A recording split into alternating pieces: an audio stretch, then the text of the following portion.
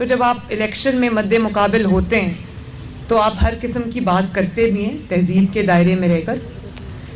لیکن یہ اچھی بات ہے کہ ونس آپ الیکشن کے ریزلٹس آ جاتے ہیں، جب آپ فیصلہ سازی کے مرحلے میں آتے ہیں، کیونکہ 25 کروڑ عوام کے ذمہ دار ہیں، چاہے وہ پیپلز پارٹی ہو یا وہ PMLN ہو یا وہ کوئی اور جماعت ہو، تو پھر آپ کو اپنے ذاتی مفاد سے بالا تر ہو کر آپ کو ایسے فیصلے کرنے پڑتے ہیں جو ملک کے مفاد میں ہوتے ہیں، عوام کے مفاد میں ہوتے ہیں۔ اور یہ بات بالکل ٹھیک ہے کہ مسائل اتنے سیریس ہیں، اتنے گمبھیر ہیں کہ کوئی جماعت اکیلے اس کا حل نہیں کر سکتی،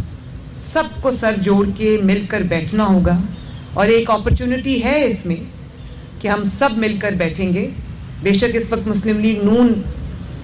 فیڈرل میں بھی حکومت میں ہے، پنجاب میں بھی ہے، پیپلز پارٹی سندھ میں ہے، ہماری اتحادی ہیں، ایلائز ہیں، PMLQ ہے، IPP ہے،